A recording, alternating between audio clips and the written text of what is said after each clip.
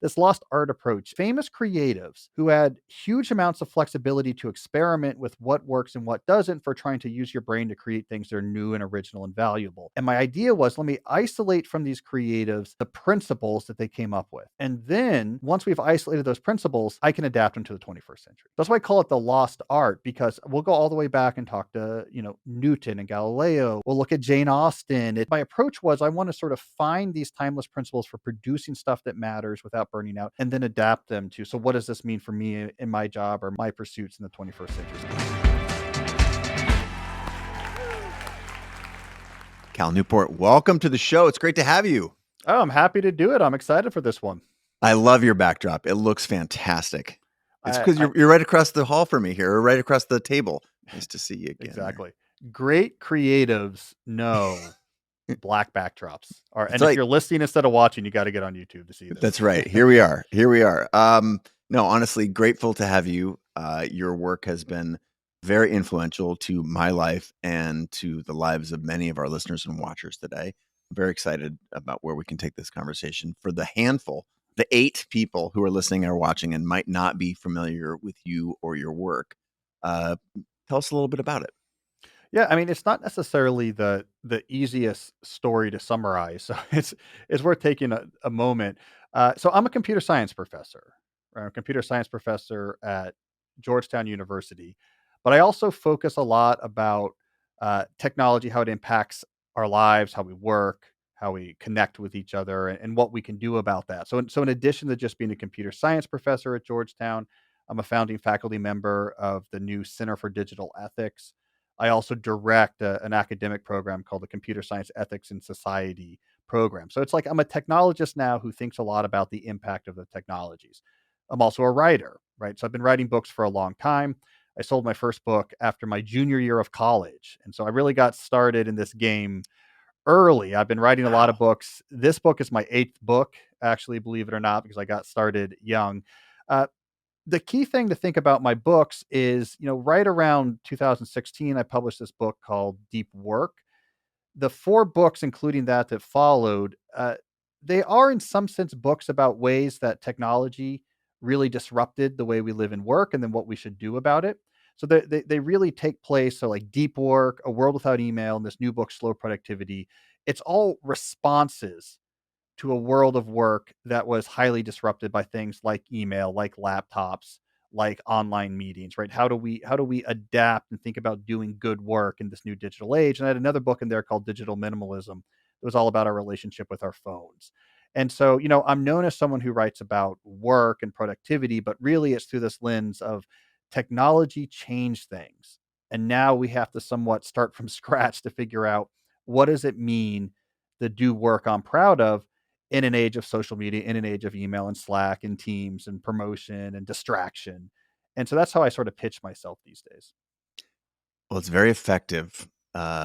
I think everyone who's listening certainly recognizes one, if not many, of those titles. And is it your choice to work in that universe and to write about those things based on your own personal experience? Is this the good? Sometimes it's, I need to write for the good of the people. I understand these things. I'm going to try and help. Or is this based on, man, my relationship with technology and my relationship with my work is changing, and I'm sort of narrating in real time how I'm figuring it out, or my relationship with my phone or with email, or, in this case, how to be productive, make great work, and not kill yourself in the process? Are these personal challenges, or is it out there for the good of the universe that you're writing? Well, it's both. It's both. So part of it comes out of the idea of, well, what do I really want to do professionally? And technology is my space. I mean, I'm a computer scientist, so what I do. So there is that sense of, this is where I want to make my mark. But in particular, my books that are about technology and work, they're also me trying to figure out issues I do want to deal with. Right. So think about Deep Work. When that book came out, I was just going up for tenure. So it was a book I wrote when I was also concerned about, how do I produce good enough academic work that I can get tenure? Like, how does someone actually produce in this age of distraction, keep focused on the things that mattered? So I wrote that book when I was worried about getting tenure. A World Without Email was written after I got tenure, and all of these academic service obligations fell onto my plate, and all of these emails and meetings were coming around, and I just was really struggling with, why do we work this way? Like, how did we get here? How do we get to a world of constant communication? So I cared about it myself. And Slow Productivity, the new book, right? I Part of what happened here is my 3 boys, I have 3 boys, uh, they all crossed into elementary school age, right around the time I started working on this book, and there was a change, I would say, in our relationship, which is, like, as they got to that age, they suddenly needed as much dad time as they could possibly get, which was different than toddler, baby age, where that's Mm, more of a survival game, and it's sort of just me and my wife, like, making sure neither of us, like, completely burn out, trying to keep these things alive. When they got a little bit older, and it was like, "We need dad time." And so I had this sort of early midlife professional crisis slash quandary of, how do I keep producing work I'm really proud of? Because I'm, like, sort of coming into the peak of my abilities right now, without just working too much, without burning out, without having most of my time being taken up by work, and I'm not able to be there, be present for my kids. So Slow Productivity was in part a response to me figuring out, how do I keep doing great work at a time when I also need to be giving a lot of time and attention to these other things in my life that matter. So really the only book in there that was not personal was Digital Minimalism, which was mm, about spending less time on your phones. That's never a problem I had, because I don't use social media, so my phone is not that interesting. So that book was more, that was entirely me helping other people who were struggling with their phones. But the workbooks really are both big picture topics, also personal concerns. mm. I wanna give a shout out to the subhead of the new book, which we'll talk a little bit more about, Slow Productivity: The Lost Art of Accomplishment Without Burnout. There's 3 pieces of that subhead that I feel like are interesting and worth deconstructing. Lost art means we used to be able to do it. There was nuance. It wasn't a Yeah. science, there was nuance there. We used to be able to do it, we can't. Accomplishment, right? What does it mean to be successful, to care about stuff? Is it weird to chase external validation? And then burnout, a thing that whether I'm I'll just say I don't know anyone who's not talking about burnout right now, and given pandemic or work pace or whatever. So there's 3 really, I think, distinct and very interesting aspects of the subhead, and I wanna use that as a framework Yep. for our conversation today. So let's start with lost art. It clearly, productivity and accomplishment, there's some sort of they're related a little bit. If we want to succeed, do better, what is why is that in your mind a lost art? Yeah. Well, I mean, it gets to the core of the approach I took in this book, right? So when tackling this topic, we have the central question: how do I produce stuff that I'm really proud of without getting overwhelmed by work or having it take over most of my life? There's a lot of ways you could go to try to answer this question. And I went an unusual way with this book, but really resonated with me. It's what's captured this lost art. So what did I not do? Well, I would say, like, right now, one of the common modes for investigating these type of questions would be, let's say, drawing from social psych research, right? So, like, the book could have been a lot of researchers from the University of Michigan actually looked at this question, and when they broke people into control and experimental groups and had people slow down, they found 20% more increased. And that's fine, but I just, not for me, right? I was like, okay, I don't want to do that. There's another mode you could do to write these books, which is the sort of journalistic, let me take you to, like, company X, and let's look at the way and look what they're doing here. It's different. They have this new way that they deal with their workloads, and their employees are less burnt out, and it was really smart. Again, a really interesting way to write sort of business pragmatic nonfiction. But I didn't want to do it for this book, because what I kept finding with that approach is the uncanny valley effect. If I describe a job that is pretty similar to yours, but not quite yours, it's very hard to ignore the differences. And then you say, okay, this doesn't apply to me, because I know specifically how this job is different than my job. So I have a hard time getting past that. I call it the uncanny valley effect. So I decided to do something really different. I said, I'm going to go back through history and into other fields. And I want to find, I call them traditional knowledge workers, but really famous creatives, people whose work maybe looks nothing like a 21st century creative in terms of the details of their day. But famous creatives who had huge amounts of flexibility to experiment with what works and what doesn't for trying to use your brain to create things that are new and original and valuable. And my idea was, let me isolate from these creatives the principles that they came up with. And then once we've isolated those principles, I can adapt them to the 21st century. Right. So that's why I call it the lost art, because we'll go all the way back and talk to, Newton and Galileo. We'll look more contemporaneously at Mary Oliver or Lin-Manuel Miranda. We'll look at Georgia O'Keeffe, or we'll look at Jane Austen. My approach was, I want to sort of find these timeless principles for producing stuff that matters without burning out. Find the timeless principles and then adapt them to, so what does this mean for me in my job or my pursuits in the 21st century? So that's this lost art approach. It hit me as the right way to tackle this topic. Not studies, not reporting on like particular way teams are being run, but like get to the aspirational core of like, what have we learned through the history of trying to produce things with our brain about what really works, and then figure out how we make sense in an age of Zoom and Slack. Well, what you've just sort of trotted out there is this is one of the reasons why your um, kind appearance on this show is so well timed, because that is the biggest question on so many people who listen to the show and watch it. Like, how do I make great work? People have done it before. I feel different. I'm getting steamrolled by all of these different. Now I'm a solopreneur, a small business owner. I'm getting steamrolled by, there's just too many things to do. I can't do it all. Yeah. And there are a lot, what I would call toxic myths. There's the Yeah. toxic myth of, the lone creative. There's lots of toxic myths around creativity for our community of listeners. And I particularly, you mentioned all those amazing creators that you have used as examples in the book. And there's a very prominent one early in the book around Jane Austen. And there's this, you tell a lovely story about how, oh, she used to just squeeze it all in around all the other things that she did. She, and no one knew she was writing, and she was really crafty. And then you find out through your historical, excavation, that she didn't do it like that at all. It was quite Yeah. different, in fact. So I'm wondering if you could, through that lens, tell a little bit more about that story, and then use that, or help us use that as an example of how we might think about our approach to this important creative work. Yeah, Austin's story turns out to be very relevant for right now. And I was surprised by this reality. I had heard, so here's how it started. I had heard this famous tale, because it's everywhere, that Jane Austen used to write on scraps of paper, and when people would come in, she'd hide it.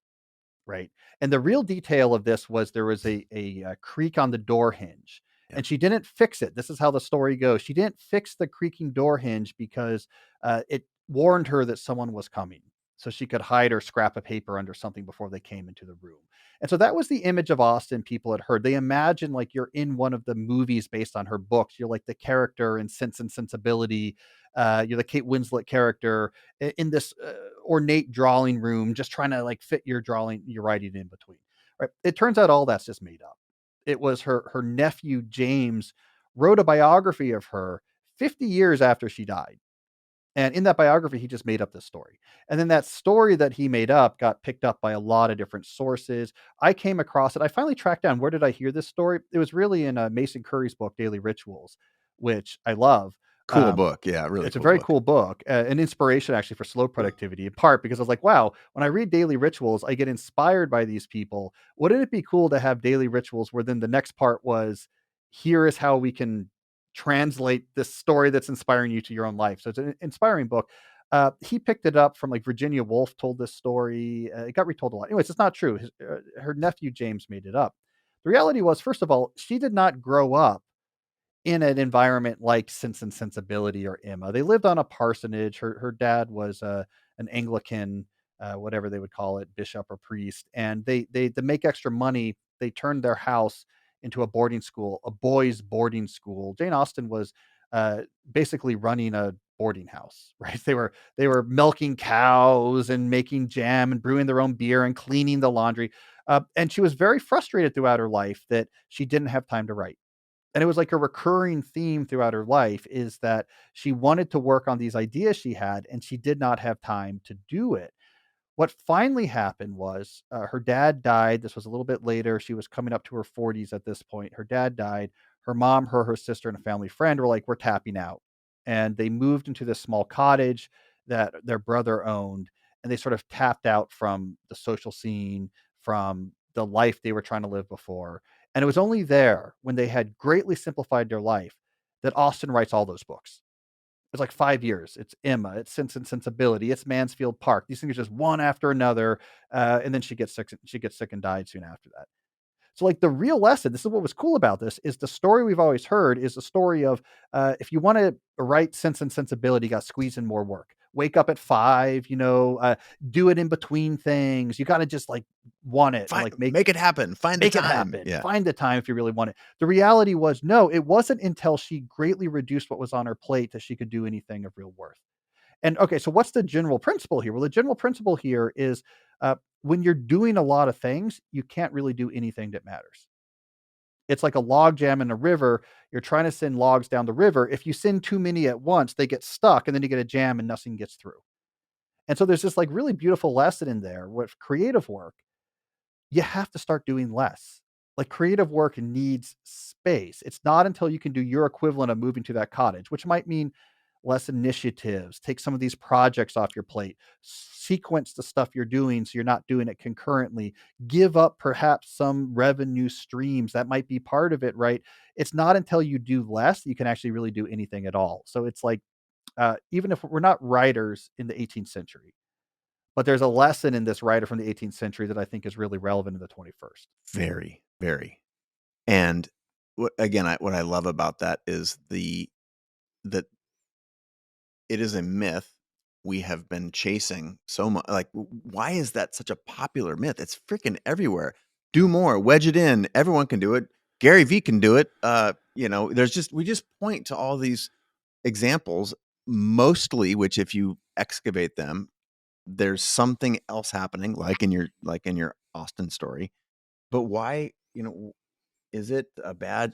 Why have you made this a badge of honor? Are we looking at our culture and trying to fit in rather than shaping the culture? Like, Yeah. how do we get here? Well, I think there's 2 things going on, one big, one smaller, right? So the big thing, and this is like the argument in the first part of the book, is the knowledge economy as like a part of our economy. So the part of the economy where we add, value to information using our brains. That emerged as a major economic sector in the mid 20th century, right? The term knowledge work was coined in 1959. I detailed this sort of economic quandary that arose at this point, which was when knowledge work was starting to become a major industry, we didn't know how to manage for productivity because productivity meant something very specific and quantitative since about the time of Adam Smith, right? So we knew in agriculture, productivity was like bushels of crops produced per acre of land you have. In industrial manufacturing, productivity was Model Ts produced per paid labor hour going into your factory. So we had these numbers, we had these ratios, we had well-defined productive processes. And so we could change something in a production process, see if this number got better. And if it did, we could say that's better. So we could change the way we built Model Ts. And if the Model Ts per paid labor hour went up, we said that's a better way to build Model Ts. So we've been doing this for hundreds of years in the various economic sectors. Knowledge work emerges. This doesn't work, right? Because in knowledge work, it's varied. People work on multiple different things. It's unclear, even specifically, what people are working on. There's no clearly defined production processes to tweak. And knowledge work productivity is personal. It's up to you to figure out how to organize your time and labor. So it was a quandary.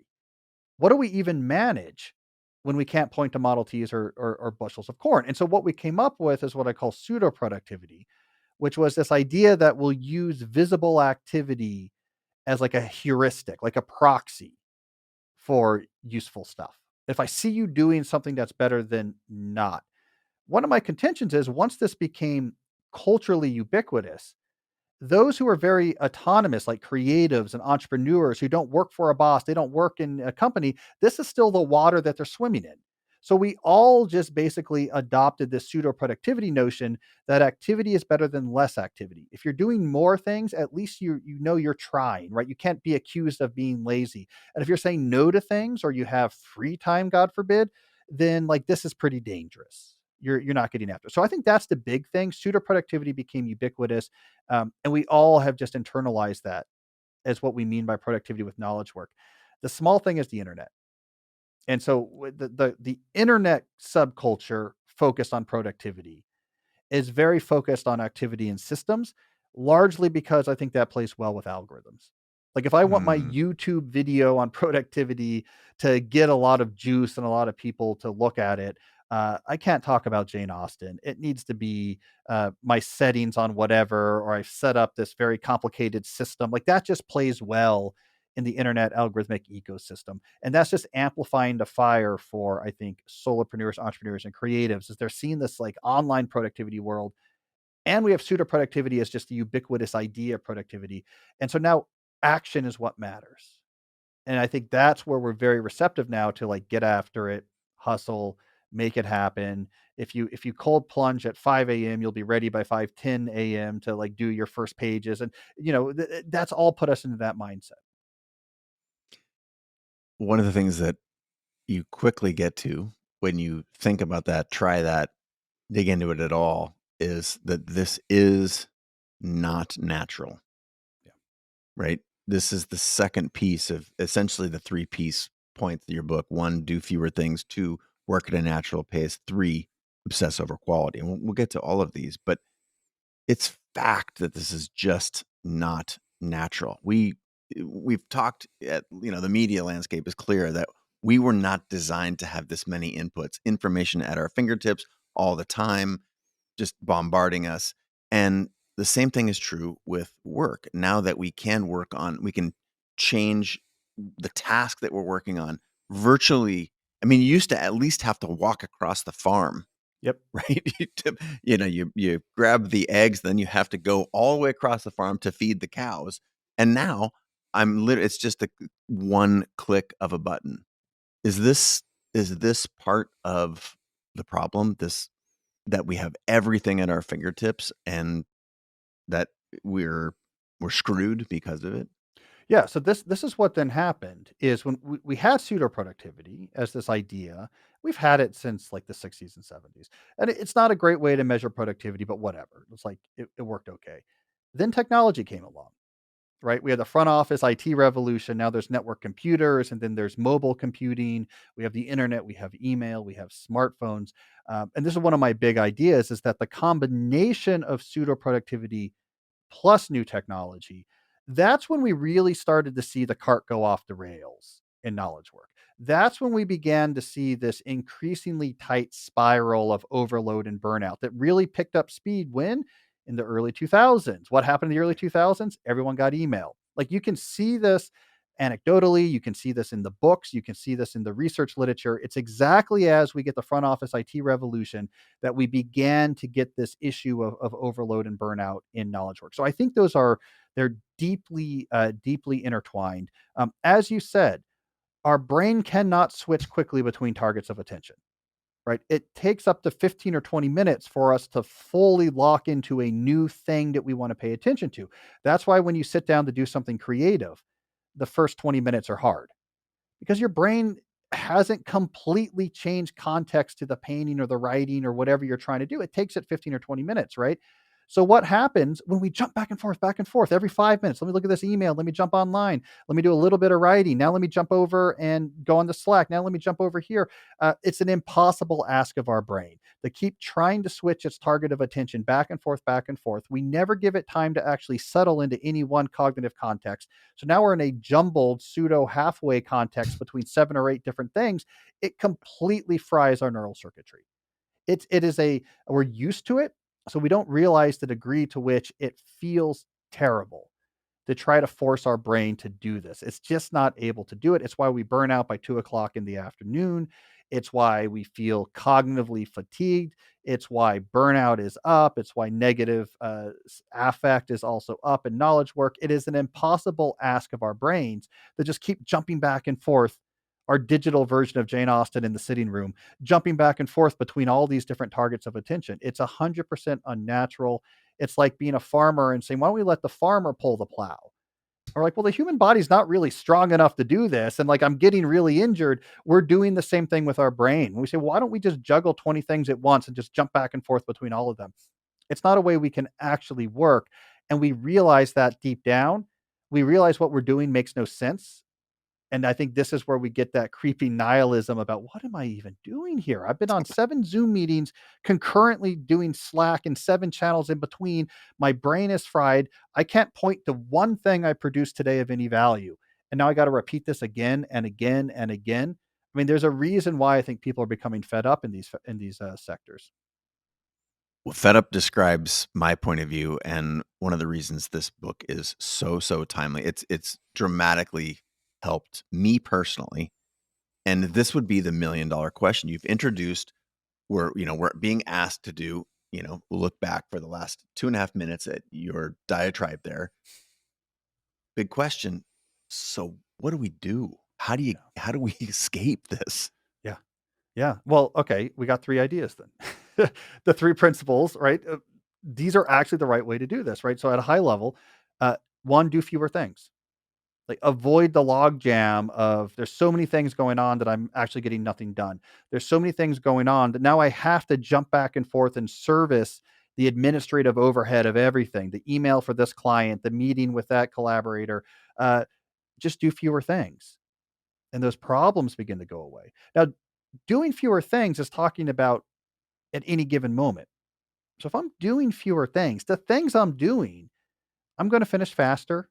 The quality is gonna be better. If I zoom out to the 1-year period, the number of things I finish is gonna be higher, right? So it's not accomplish fewer things, but do fewer things at once. All right, the second thing you should do, work at a natural pace. Like, we need variation. We need variation. There's like we're locked in on something really big right now, and then we're recovering for a day. This fall was really brutal, but in the summer I'm really pulling back. Like, having more variations. This factory model of like, no, 8 hours a day, full intensity. We're not wired for it. It's not sustainable. And then finally, the fuel for both of those ideas is the third, obsess over quality. Like, make the quality of the thing you do best your number one target. When you obsess over your craft, doing something better, busyness becomes anathema. Busyness begins to seem like an obstacle to what you really want to do, right? It just becomes natural that you should slow down. And then as you do things better, you gain more leverage and autonomy to slow things down. So that becomes the glue that holds this whole thing together. This sort of really focusing on craft and doing things really well. That is the engine for a slower notion of productivity. You can't miss that final piece. How do you juxtapose that with the 80/20 rule that we're all very accustomed to, with Pareto's principle, which, you do 80% of it and then you get 80% of the benefit with 20% of the effort, because that last 20% takes 80%, but you do things really good and then you move on. That Yeah. is, a lot of our friends have trumpeted that from the mountaintops, and there are some ways that it makes clear sense to me, like learning a language. I can get 80% of the year, 80% of the way to speaking French in a year. And all those little nuanced things about like negotiating a lease and, talking to the tax people in French, but with the correct verb tense. I don't need that. Yeah. But how do we reconcile that with like beautiful things made with Yeah. exceptional high quality? The things that I would argue that all the best stuff I've ever made looked like that, felt like that to create. That's where all of my the best downstream, I felt the best career outcomes, all of those things happened from the things that I basically cared about a lot. How do we Yes. reconcile those two things? Well, the way I like to imagine things is whatever pursuit you're doing, you can imagine there's different levels of quality. We can like stack these levels vertically. Um, I like to visualize at each level of quality how many other people can do that thing at that level of quality. It's like at the lowest level of quality, you have this like huge mass of people. Like, it's not that hard to like a lot of people. You learn how to do something for a few days. You can do this. As you move up the levels of quality, that crowd of people who can do it gets smaller, right? Where the real magic happens tends to be at these higher levels where the crowd of people who can do what you're doing at that level of quality is really small. That's when you can begin to write your own ticket. That's where things really start to get fulfilling for you personally as well. Uh, 80% is not there. the difference between I'm in the top 1% versus the 80% is a massive difference, right? So Mm. if you're like, I'm doing like this pretty well, good enough for like creative endeavors, you're missing out on most of the advantages of doing something well. And when you do something great, I mean, I wrote a whole book about this years ago that had the title uh, "So Good They Can't Ignore You," and it basically said this should be your goal to do something so good you can't be ignored. That's where the magic happens. Not so good that people give you like a general pat on the back. It's so good you can't be ignored. So I think the right place to apply Pareto's principle is not to the quality of what you produce, but to the things you even take on in the first place, right? That like when you really look at what you do, typically there's a small number of things you do that produce most of the value. Like this is the thing I do that I'm best at. That's the engine for all the value in my career. It's the writing at this type of writing, this type of art, whatever it is. The other stuff, the I'm on social media, the promotion, the stuff surrounding it, like that's the Pareto, 20% that's taking 80% of your time. So that's where I think Pareto principle is relevant for quality is in selecting a small number of things that's going to make most of the difference if you do it really well. But once you've selected those things, there's such a difference between being at the top of that quality mountain where there's just a handful of people that can do what you just did. There's such a difference between that than being 80% up that mountain because those crowds thin out fast as you make that final sort of ascent to the performance summit. Mm. Let's switch our attention then to the do fewer things because that was the perfect natural segue to it. How I mean, assuming we apply the Pareto principle, when I think about doing this myself, this is a confession, I get anxious. I'm like, oh, but this thing over here, the thing that's not the bright, shiny thing right in the middle of my, Main Street, Yeah. thing that I know I'm good at, that I differentiated, like, boy, but this is the flashy, new, interesting thing. If I don't do that, I'm going to fall behind. I won't be neck and neck with my peers. I will probably be atrophying or not building a skill that if I don't do it now in 5 years, could you imagine how the monkey mind takes Yep. over when we decide to set something down? Yeah. How do you propose we combat that? Because the logic of your point is absolutely crystal clear. It makes sense. And I'm a human and I'm a human slash crow because I see shiny stuff and I feel compelled to touch it. Yeah. And yet that's the thing that's undermining the journey that we really want to be on. Well, I mean, there's 2 options here. So one is just more philosophically asking the question, is this something I'm gonna become great at? Like, so when you think about the new shiny thing, like I should be doing like these type of videos on this type of platform because I could find this new type of audience or something like this. You can think, am I gonna be great at that? Like, am I gonna do something over there that's gonna be remarkable and very few people are gonna be able to do it? If the answer is no, then I'm very explicitly gonna say, well, how much time would I have spent on that? Great. Let me reallocate that time to doing my core thing all the more better. It's like you're constantly sort of refolding the time of these options back into doing your core thing better. Well, how do I Mm, intensify my best thing, my podcast? Like, how do I make that better? Why don't I take that energy and just try to what could I do to make this better than what I'm doing now? So this sort of uh, constant reinvestment of potential time into the main thing you're doing. Then more tactically, some things come up where it's like this would be good. Like just tactically speaking, we should do this. This is just good business sense or whatever. There you want to constrain and automate. Like, okay, I'm going to do this, but it's going to be these people are going to help me with it. This is when it happens. Its footprint on my schedule is very constrained. Right. So, mm, like for me, for example, and my core work is writing. And though I've been a longtime podcast guest. It was a big deal for me to actually start my own podcast. I did this early in the pandemic when I was feeling disconnected, but I was very nervous about this. It could take up, it's a full time job it could be a very easily a full time job. And so my rule for myself was this gets a half day a week. And I think this is important enough that I want to do this, but I'm giving it a half day per week and it can't leave that constraint. And so, like, if I want to keep doing more things or add new features or evolve the show, I have to figure out how to take more things off my own plate. It's going to take time.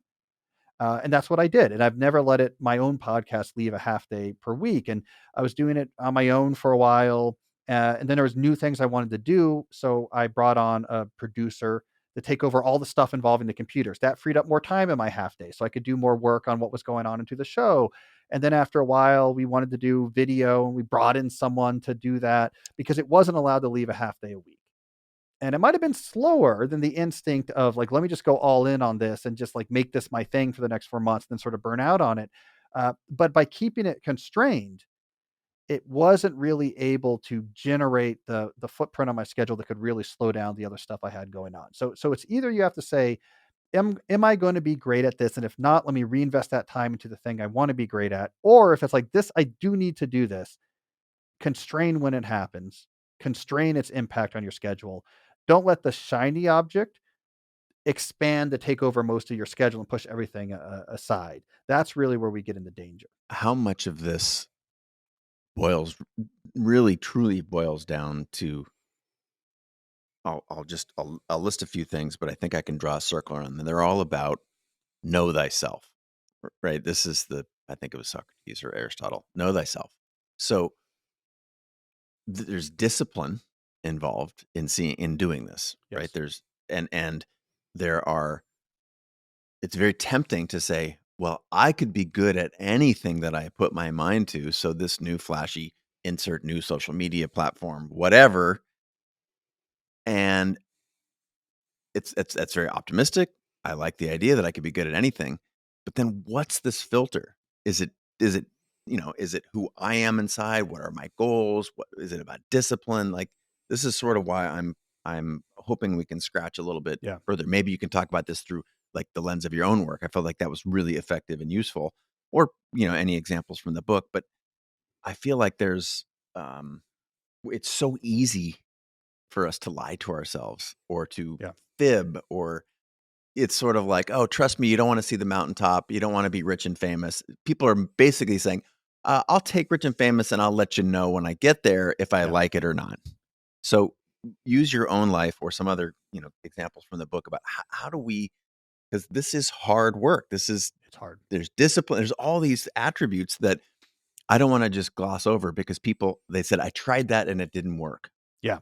Well, I'll tell you what was inspiring to me along these lines early in my career was reading. It was Steve Martin's uh, stand-up memoir, Born Mm, Standing Up, which was influential to me. And there was an idea in there. I wrote about this in, God, I must have been like 25 when I wrote an essay about this, right? But I found this essay the other day because it was a good snapshot into my thinking. I was a grad student at the time, and I talked about like here's this takeaway message that I had from Steve Martin's professional memoir was he really promoted this notion of diligence. And what he meant by diligence was not just sticking with something for a long time. He stuck with his stand up for about a decade until he figured out what worked, but it was consistently saying no during that time to the other things. And I wrote about this. I found this essay the other day. Is like diligence is not just sticking with something; it's relentlessly saying no to other things, mm. and things take a long time, right? And in my experience, things take a decade before they get interesting. Like, I got serious leaving college about, academic computer science and writing, and it took a decade before my sort of first major hardcover idea book came out, and I got hired as a professor. It was a decade of work. I wrote 3 other books before then, just sort of learning my craft, trying to get better at writing, relentlessly, like, coming back to it again and again, and just working on becoming a good computer science, writing papers, trying to get better at writing papers, just, like, focusing on those things relentlessly, no social media, no other promotion, just, like, doing those things. It took a decade till things got interesting. And then it took another decade. So, I'm 41 right now. It really is like the last few years where I think things have gotten really interesting. Like I have a really large audience now. Like this book debuted at number 2 on the New York Times bestseller list. Thank you, James Clear, for keeping me away from number 1. The Uh, infinite defender of number 1. exactly. He popped up just that week to keep me away. Um, Things are interesting now. I write about technology, not just in academic papers, but like on the contributing staff at the New Yorker. Like things are fascinating. It took another decade after that. So this idea of diligence is like sticking with something, but also saying no to everything else. That's where interesting stuff happens. That really stuck with me, and I got that lesson out of Martin. The issue is, and we should just be really frank about this, is that it's also very scary. Mhm. Like This the is my scary point. thing about like a Steve Martin diligence is you can't hide If it doesn't work, it doesn't work. It might not work. Like, what if the stuff is not, what if it just doesn't, what if the book doesn't sell? What if you don't get tenure? Like, it becomes very sort of black and white. It's the excitement of this approach of focusing on quality. It's also the anxiety of it. One of the reasons why I think, for example, a lot of the attention economy digital tools, the social media tools, etc., why they're so attractive to creatives. And they'll tell a story about it. I'm promoting and I'm finding an audience. I think a big part of it is that reward is sort of simulated and it's more obfuscated. Like, if I do Mm, a lot of stuff on different platforms, I'm gonna get followers and viewers. And like, these are they're ambiguous metrics of impact. Like, you can kind of safely generate these. It's not going to be nothing, but it's not the hard metrics of impact, which to me are things like how many people bought a book, which is a cruel metric. And I've been on the other side of that metric. I've been on the side of that metric when that doesn't go well. And it's like a gut punch. It's how many people cited my academic paper. That's a cruel metric. It's just like, is this good? Does it matter? And if it doesn't, people just aren't going to cite it. It's like tenure is a cruel metric. Like, no, we got these confidential letters from leading scholars in the field, frankly evaluating the quality of your research, and they gave you a thumbs down, right? So these type of unambiguous metrics, they're cruel and they're scary, right? But they're ultimately the metrics that like directly get to, was this thing good? And I think the online world gives you these alternative metrics, which like they're not going to be zero. You're not going to have zero followers and zero subscribers if you're out there doing a lot of stuff. And in fact, that's the design of these models, these attention models, is they just gonna say. ensure that you're going to have this sense of people are paying attention to you and there's stuff going on. And you could be active and busy, but you're never really putting it all on the line like you are when you're saying, did this movie open big? Did people come to my art exhibition? And so I do want to acknowledge that part of it because I have to deal with it all the time. It is scary to also take the Steve Martin approach, because when it doesn't work, it just stares you straight in the face. It's the empty audience chatting while you're doing your stand-up routine. And so you got the two sides of the coin here. The wonders of the rewards, the deep fulfillments, and the sort of terrors of when it's not going well. But you have made a point that it's worth it. So, It's yeah. these are trade-offs that I think, the question I was going to ask that you ended up asking as a part of your answer is, yeah, but these platforms are literally designed to keep us on this hamster wheel because they will, just they know, because you've got a supercomputer on the other side of that who's looking only at what exactly your actions are and is literally designed to keep you coming back. Yeah. So we are in a fight with the supercomputer. And is it true that you're saying it's only a tug of war if you're holding onto the rope? So you have to drop the rope Yeah. and turn your attention to the things that you deem that matter. And maybe social media is the thing that a handful of people master and it does matter to them. But for 99.999% of us, that's not the thing. Go find your thing and do that thing. And do that thing really well. That's what we're wired for. That's what humans Mhm. are wired for, right? There's a few things we're wired for. That's one of them. Like, probably the most deeply fulfilling things we're wired for has to do with like family and community. We're very social. But like the second most important thing that we're wired for is we want to see our intentions be made manifest concretely in the world, which is a quote I take from Matt Crawford. And this is unique to humans. Humans feel boredom, right? Other animals don't feel boredom. Like, if a cat is not hungry, it will sit in the sun all day long and be completely happy with it. A human, we're on the beach for half of the day on our vacation and we begin to get antsy, right? We feel boredom. Boredom is like a very, it feels bad, right? From a subjective experience. So usually when there's something that feels really uncomfortable physiologically, there's a reason why it makes us feel uncomfortable. It's an evolutionary signal. What is the signal of boredom? Why does that feel so bad? Because it's our bodies, our minds, our evolution saying, get up and go do something. And why do we feel so good? Because it's wired into our system. We have this whole reward system where we project into the future. We make a plan for what we want to do. Then we go and we do that thing. We build the shelter out of the hides of mastodons or whatever. And when that plan is completed, we get that feeling that feels really good, right? Obviously, there's an evolutionary purpose to this. It's what drove humans to invent tools, to invent culture, to become the most dominant species on Earth, right? Like it's really useful. But what does that mean for our lives day to day? We got to go build things. We got to make plans for to do something and go make that plan be manifest and see the thing be manifest and see other people respect the thing we did, see that it's useful. That's what we're wired to do. And Mm. like that's what it's scary, but like that's what we need. That's what we need to go do.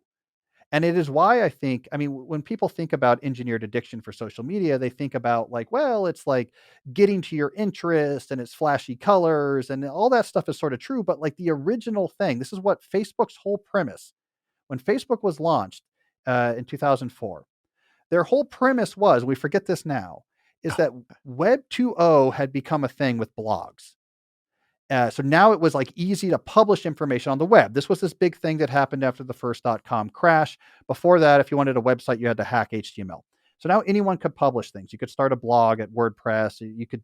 It's easy to publish. The problem was no one cared, right? You would write things on your blog and no one cared. No one would come. You had the little hit counter graphic and it would in your CGI bin and it would be You seconds and your there. mom and your 8 friends. Yeah, because people are like, why would I read this? The problem Facebook solved originally was we will collectivize attention. So instead of writing on your blog somewhere no one comes, you'll write on your wall or whatever it is on Facebook. And the way Facebook is set up is because we will show all your friends what you wrote. And the culture there, the expectation was your friends will come and look at what you wrote and give you a thumbs up or whatever. And you'll do the same for them. And it was a way for everyone to feel like people cared about what they were writing online. They were selling attention. And we think about it now like, oh no, they're trying to capture your attention. That was later when they wanted to monetize. Early on, they wanted to grow their audience. And the way they grew their audience, it was a place for you to go and simulate people caring about what you had to do. If you took what you wrote on Facebook, and I wrote about this in a book in 2016, sort of before the next phase. If you took what you were writing on Facebook in 2006 and put it on a blog, zero people would come to that blog. No one would care. You put that same stuff on Facebook and you're going to have like 5 or 6 comments and friends and pokes and whatever else was going on. So like the original business model of these services was simulate having an audience caring about what you're producing. And it completely subverted the human drive to produce stuff that matters. Because now you could sort of scratch that itch, like in the way that like Mm. pornography can scratch the itch of the drive for like intimacy and reproduction, or junk food can scratch the itch of hunger, but it's not really giving you what your body needs. Social media scratched the itch of I want to go produce things that matter. And it gave you a enough of a simulation of doing that that you're like, I'm okay. And you put the tools down and you stopped actually going out there and building fire and making hand axes. And so like to me, that's sort of like the one of the real tragedies of these tools is the way that it usurped the human instinct to create. And when you get that instinct back and said, I'm not my creation is not going to be these digital numbers that are kind of fake. It's going to be I'm going to put this thing out over here and people are going to come see it. It feels like you're going in the technicolor out of black and white because that instinct we have that's like sort of kind of being scratched by social media gets fired up full power. And that it doesn't, it's incomparable. You have said earlier in this conversation that you are not on social media. Is that Yeah. accurate? Yeah. Yeah. I've never had And a it traditional like Twitter or Facebook or Instagram account. and is that do you attribute specifically that thing to your ability to maintain, I talked about lost art, accomplishment, and burnout. Do you feel like that it has been a key attribute of your ability to continue to accomplish meaningful work, create meaningful things, put them out in the world? You get real validation. For example, we talk about books sold is a lot more powerful than likes and comments or whatnot. Yeah. But is specifically, would you link directly your shunning of social media to the ability to accomplish and to do so on a sustainable level? Yes. Yeah. And for two reasons. One, because of what you just talked about. Now I that itch to produce, I actually have to scratch by producing things. And it's Mhm. hard to produce things and it's hard to get people to pay you money to do things. And so you have to just keep trying to get better and level up your game. And two, it's distracting. So it's very hard to produce things if you have this incredibly appealing thing in your pocket that's pulling at your attention. And I think it would have significantly slowed down the rate at which I produce what I produce if I was a heavy social media user, because especially as a sort of semi public figure. What that would mean is like waiting in my pocket is records of people saying things about me. And the human brain cannot resist that. That has to be like the number one hardest thing to ask the human brain to resist is like in this envelope is people saying things about you. How can you not open that envelope, right? I mean, that because we care about our status in the tribe, there's an evolutionary signal. So I think I would my drive to produce would be reduced with social media because I'm like, oh, I'm getting validation over here. I'm okay. And then two, what I did try to produce, I think I would be really slowed down because I would be distracted all the time. I wouldn't be able to actually produce, like just sit and focus on what I'm trying to do. And the irony of that envelope is your keys and your wallet are also in that envelope, so you have to go in that envelope Yeah. vis-a-vis the phone. You don't look at the comments, but you have to get your keys in your wallet, and by the way, don't open door number 3 Yeah. because that's everything everyone's saying about you. Yeah. It's impossible to miss. Yeah. Like everything you're doing during the day, there's like the envelopes everywhere. That's our phone. I know. So, just yesterday, I'm having this conversation with Arthur Brooks, and it is all about distraction. Yeah. Distraction has that, um, it's got so many negatives, right? Because it's taking us, it's reducing the amount of time and energy that we have for the things that matter. And I'm looking at this sort of through that lens of accomplishment. Yeah. But somehow it's doubly sucks because it is driving us to burnout because there's that we are paying attention to it. It's continuously pulling our attention away and it's doing so in small little fragments and that fragment undermines our ability to focus on this thing for long enough. Is our distractions the biggest thing if you're going to prescribe something to our listeners today? Would it be that distractions are evil? Like what if you're going to try and we're going to try and pin this on something? I want to make this as actionable as possible. What's the number one thing that you feel like creators especially can do around the topic of distractions? So yes, but I'd be even more specific. Mm, So I would say the specific thing that is sort of poison for your creative impulse is context switching. So it's the actual act of changing your target of attention from one thing to another thing, mm, and then back again, and then there's something else, then back again. It's that changing of the targets of attention, that specific neurological activity that causes all the trouble.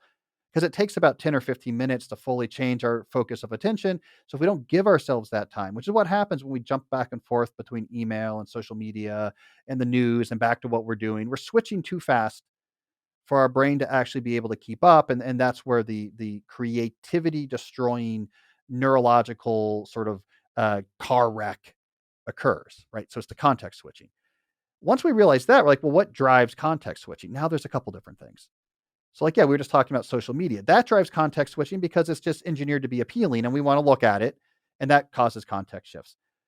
But outside of social media, if we're just thinking like professional distractions, I had this email, this like meeting I need to jump on, there, the context switch are typically being generated by administrative overhead, the sort of tasks that surround your commitments. So when I agree to do some project, there's going to be emails that have to be sent, there's going to be meetings that have to be attended, and these emails that have to be sent, they're going back and forth throughout the day, and I have to be a part of this ongoing conversation. So I have to keep checking my inbox because I need to see your next message in time to reply so you can reply to me and I can reply to you and we can make a decision.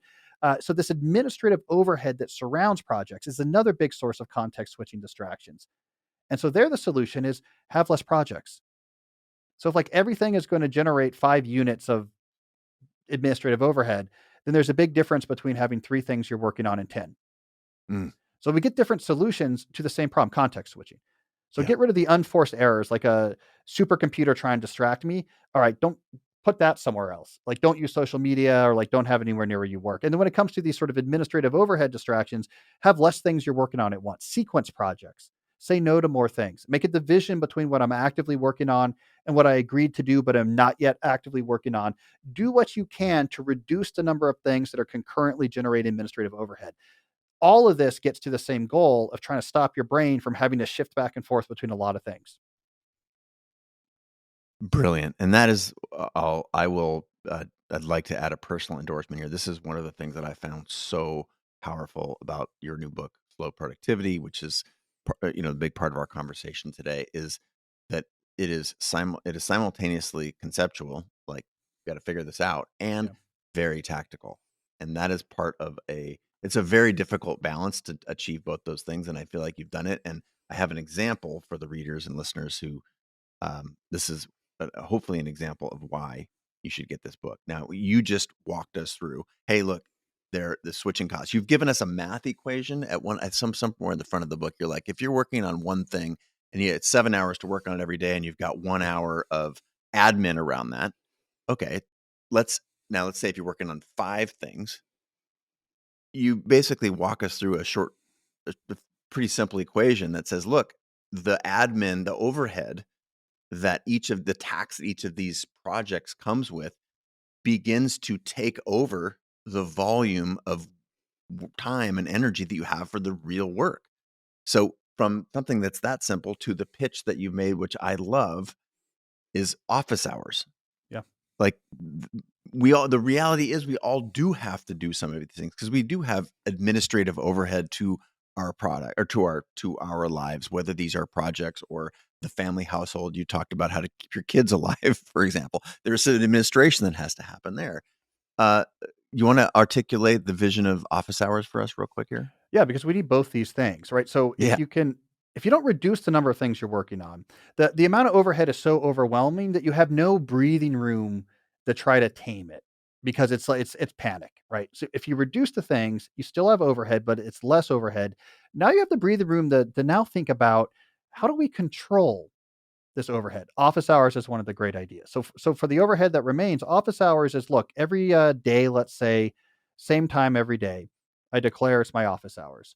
My door's open, my phone's on, I have like a Zoom meeting room just like activated. If there's anything where someone in your life needs, in your professional life, needs more than a single like answer, a question that needs more than an answer, needs interaction, you defer it to your office hours. Just say, yeah, just next time you're able, stop by, we'll figure it out. And like what you're doing with this is, take a particular conversation. Like I have a question for you. You can't just answer it with one answer. We have to go back and forth a little bit. Sure, in the moment I'm thinking, can't we just do this? Like, can you just answer and we'll go back and forth and we could figure it out? I don't want to have to wait till your office hours. But think about that one conversation. There might be 10 messages that have to go back and forth. And if this is a timely conversation, like we're trying to reach a decision, those 10 messages have to go back and forth like today. So that means for each one of these messages, I have to see it pretty soon after it arrives. So I have time to respond to it so that you have time to respond back to me and I have time to respond back to that. We're going to have to check our inbox quite a bit to make sure that this sort of back and forth email conversation concludes in time. Well, so now this innocent conversation might have generated 25 or 30 inbox checks. If you instead take that conversation and you just come to my office hours, it takes us 2 minutes to talk about it on the phone. We have avoided 20 or 30 context shifting email checks throughout the day. Now imagine we multiply this by like the 10 or 12 such conversations that might happen on a typical day. You have just transformed a day that is constantly context shifting, checking inboxes to a day where there's 1 hour in the afternoon where you take care of all these things, right? So it's like a little bit more of a pain, but it is a uh, massive benefit. And this is actually something where companies are doing this Yeah. and they were worried about it. Oh my God, are people going to put up with this? It's fine. It turns out like what people want is clarity. I have a question I need an answer for. I have to discuss with you. If I know like I can come to your office hours and we'll be able to get to an answer, I'm happy because I know how to solve this. Like what people want is clarity. How do I solve this thing? They don't need you to be answering emails right away. They need to have a set way to solve things. So office hours is a fantastic way of taming the footprint of administrative overhead. And you don't actually need to it doesn't have to be physical, right? Yeah. You've painted a picture in the book of office hours. I've got my Slack open, Yep. I can jump on a quick Zoom call or FaceTime if you need to. Yeah. Just let's tackle this. I will be paying attention to my inboxes Yep. at 11 a.m. Pacific time or Yeah, whatever. and everyone just waits. Great, we'll bother Chase then. And my phone is here, you can text me, like, it's Totally. great. And people actually love it because, like, great, I know how to solve this problem. Like, at 11, I'm just gonna, like, text Chase and we're gonna get to the bottom of this. Great, I don't have to worry Yes. about it. Yeah. And to me that uh, I will tell you that was one of my favorite things early on. Like, ooh, I am doing this because the meeting, especially when it's so easy to have a meeting on Zoom instantly with anybody all the time, Yeah. which is, catastrophic to your productivity. Um, so I haven't adopted it yet. I'm strategizing on how to do it, and I feel like this is going to be a huge win. And I'll just say for the again, another personal endorsement. There's like 20 of these things in the book. It's beautiful to be able to translate again this high concept stuff as you have into very very actionable insights. I think it's a true gift that you have. So personally, thank you. Secondarily, is there anything else that you feel like is critical about slow productivity that we haven't sort of pointed at today? Yeah, The goal is, of course, you got to read the book because it's very, very dense. But conceptually, is yeah. there anything that we missed? I mean, I'll just say psychologically speaking, 'cause we've been pretty strategic, but psychologically speaking, like the core to slow productivity and maybe one of the hardest parts of it is changing the time scale at which you're thinking about being productive, right? And when you change that time scale to, in my 30s, I want to be proud about what I produced versus this week, I want to get after it. It changes everything. And this was my entryway into the idea of slow productivity. All the years ago when I first started thinking about this and I first sort of messed around with the term, those were actually the examples that brought me into it. It actually was the book I read was called The Scientist, and it was a big dense book that was basically capsule biographies of all of the important scientists in the history of science. Right, so Oh, you know it's an interesting book, like really well written, and I was reading this on a vacation during the pandemic, early in the pandemic, and I remember this was the thing that caught my attention was, oh, all of these scientists we think of as like really important and productive, but these biographies are talking about what their life was like, and it was really stretched out. Like these, they would mm, they would take 10 years to develop this theory. They would Mary Curie went on vacation for months as she was hot on the isolating radium and winning her first Nobel Prize. And I had this epiphany of like, oh, they're very productive, uh, but they took a long time. So that was like the very first idea related to slow productivity is when you think about I want to be productive over this next 10 or 20 years, it completely changes how you think about tomorrow. So like maybe that's like I'll emphasize that as a key psychological shift. Like how do you do cool stuff without being completely overwhelmed by work? Expand your time frame by which you define productive career. And then mm. suddenly like the fact that this summer you're sort of regrouping and rethinking, it's not a crisis anymore, but actually a necessary step of your 10-year plan to produce like the next great whatever. So I just want to emphasize that time frame issue because that was the very first concept that cracked open a little bit what eventually became the slow productivity philosophy. I love that so much. The listeners know that I'm working on my next book. I've got 2 weeks left with it. I already turned it in. It was accepted. Now I've done my first round of changes. And Congratulations. one of my favorite chapters is about time. Ah, And specifically, it's very difficult to write about time in a not very abstract thing, but specifically that aligns with what you're talking about there is the idea that there's the notion of life is short, right? So you got to do stuff, but that's so toxic. The reality is we could get by a bus tomorrow. So yes, life can be very short for many, but it is the very idea that life is short that makes us run around like chickens with our heads cut off. And if we can flip this idea, hey, life is long. What do you want to do in your 30s? To use yeah, the example that you got. Suddenly, your work, the arc of your work takes on a completely different meaning. And wait a minute, there actually is time to do all the stuff that I want. Maybe not all, okay, big word. yeah, There's time to do. I'm on my 4th or 5th career. yeah, God, wouldn't that change everything? yeah. So, not dissimilar to you being inspired by that Scientist, is that the name of the book? I'm taking notes here. I'm gonna Yeah, check The that out. Scientist. Yeah, The Scientist. yeah, But I am also fascinated by the lens that time that we actually can choose our lens on time, and it really matters. yeah. We are completely synced on that. Um, so grateful for your insights. I really want to talk to you for another 4 hours about your other books that have been massively impactful. We're our audience of listeners and watchers good at buying books. We're going to go check out Slow Productivity, and we've mentioned a couple other books. I'll put those in the show notes as well. Anywhere you'd steer us outside of picking up the book that Uh, you'd want our attention to go. Yeah, so I have a website, calnewport.com, where, I write essays. You can subscribe to that newsletter, find out about the books. And I have a podcast. It's called Deep Questions with Cal Newport. And I take questions from my audience about these type of topics. And then we just get into it week after week. So those are two good places to check me out. Maybe really the only places to check me out because we talked about it. I don't use social media. So the It's the so good. the gap between me putting things out there is slower than the average person. But I do have a weekly podcast, which is so slow by modern standards. To me, by the way, that's like an incredibly fast tempo of production. I had to really get used to this idea of like something every week. But there you go, calnewport.com and also Deep Questions. Deep Questions is really cool. And you only do it in a half a day a week. So congratulations. We could all learn a little bit from that. Cal, thank you so much for being a guest on the show. To everybody out there in the world, from myself and Cal, we wish you an amazing day and hope that tomorrow is even better than today.